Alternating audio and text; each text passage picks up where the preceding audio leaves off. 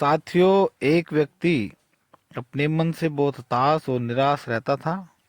कोई कार्य न होने के कारण वह मंदिर के बाहर बैठकर भीख मांगने लगा और हताश और निराश जीवन जीने लगा। एक दिन जब वह भीख मांग रहा था तो वहां पर एक सेठ आया।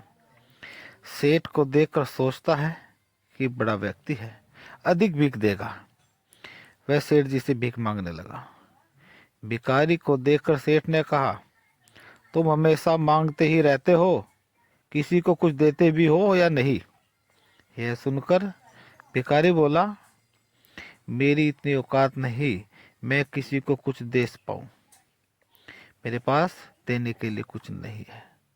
सेठ जी बोलते हैं, जब तुम किसी को कुछ नहीं दे सकते तो तुम्हें लेने का भी अधिकार नहीं है। देखो, मैं एक व्यापारी हूँ और हमेशा लेन देन में ही विश्वास रखता हूँ। तुम मुझसे कुछ दोगे तो ही बदले में मैं तुम्हें कुछ दूंगा। यह कहकर सेठ जी आगे मंदिर में चले गए। सेठ जी के द्वारा कही गई बात भिखारी के मन में उतर गई और वह सोचने लगा, इसीलिए मुझे अधिक भीख नहीं मिलती। इन बातों को वह सोचता रहा, रात तक सोचता रहा। वह सोचता है कि अब कब तक बिना कुछ दिए इस प्रकार मैं भीख मांगता रहूंगा। अंत में उसके मन में एक विचार आया। उसने निर्णय लिया, वे भीख के बदले कुछ जरूर देगा। अब उसके मन के अंदर एक प्रश्न पैदा हुआ कि वह भीख के बदले क्या देगा। अंत में उसके मन के अंदर एक और विचार आया। मंदिर के सामने वाले जंगल में बहुत सारे फूल हैं, वह सभी को भीख के बदले फूल देगा। अगले दिन वह कुछ फूल लेकर मंदिर के बाहर बैठ गया और अब जो भी व्यक्ति आता वह भीख के बदले उसको फूल देने लगा। लोग भी खुश होकर उसे भीख देते। अब पहले से अधिक भीख मिलने लगी। जब तक उसके पास फूल होते उसको बहुत सारी भीख मिलती और जब फूल खत्म हो जाते तो भीख नहीं मिलती। एक दिन फिर वही सेठ मंदिर के अंदर दिखाई दिया, जिसके कारण वह भीख के बदले फूल देने लगा था। भिखारी उस सेठ के पास जाता है। उस सेठ से कहता है कि आज मेरे पास आपको देने के लिए कुछ फूल हैं, आप मुझे भीख दीजिए, बदले में मैं आपको फूल दूंगा। सेठ ने उसे कुछ पैसे दिए। बदले में उससे फूल लेते हुए सेठ जी बोले, बहुत अच्छा, अब तुम भी एक व्यापारी बन गए हो। और सेठ जी फूल लेकर मंदिर में चले गए। लेकिन सेठ जी द्वारा कही गई बात उसके मन के अंदर उतर गई। भिखारी अब सेठ जी द्वारा कही गई बात को बारंबार बारंबार याद करता है, खुशी महसूस करता है। उसकी आंखों में एक चमक आई, जैसे उसे कोई सोने का खजाना मिल गया हो। वह खुशी के साथ जोर जोर से चिल्लाने लगा, हाँ, मैं भी एक व्यापारी हूँ, मैं भी एक व्यापारी हूँ। और उस दिन के बाद वह भिखारी मंदिर में कहीं नहीं दिखाई दिया। साथियों, कुछ समय के बाद एक ट्रेन में बैठकर सेठ जी कहीं जा रहे थे। तभी वहां पर एक सूट बूट में एक व्यक्ति आता है और वो सेठ जी के पास बैठ जाता है और बोलता है, सेठ जी, आपने मुझे नहीं पहचाना? सेठ जी बोलते, नहीं।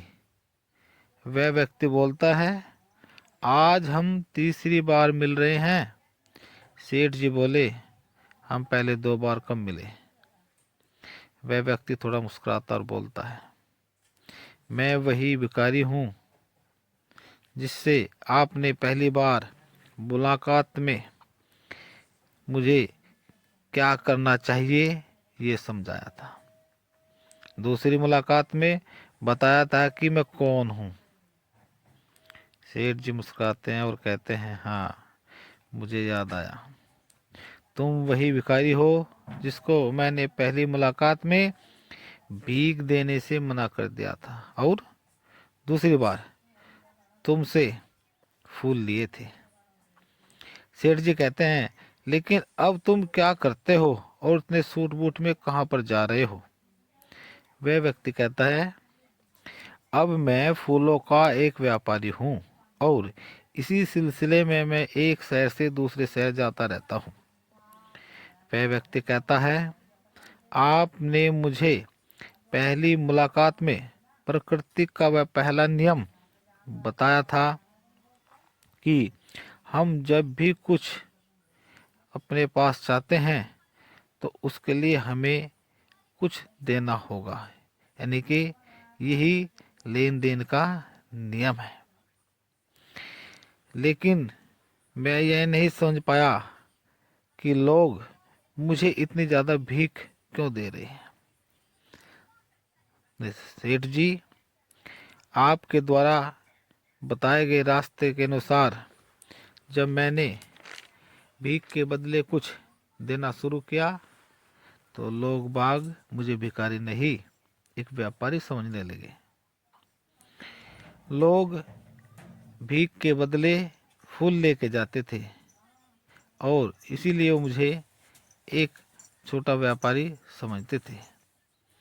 लेकिन मैं तो अपने आप को वही भिखारी मानता था। लेकिन आपसे दूसरी मुलाकात में मुझे समझ में आ गया कि मैं एक छोटा व्यापारी हूँ और उसके बाद मैंने फूलों का व्यापार और बड़ा कर दिया। अब मैं फूलों का एक व्यापारी बन गया हूँ और एक शहर से दूसरे शहर इसी सिलसिले में जाता हूँ।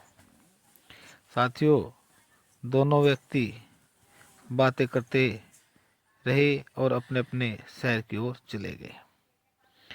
साथियों, सेठ जी गिव एंड टेक के नियम को अच्छी प्रकार से जानते और समझते थे।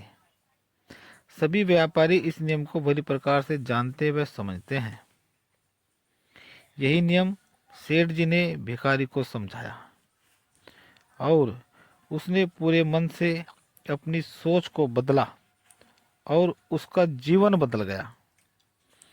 साथियों, इस प्रेरणादायक कहानी का सार यह है कि हमें अपनी सोच को बदलना चाहिए और हमें बड़ा सोचना चाहिए।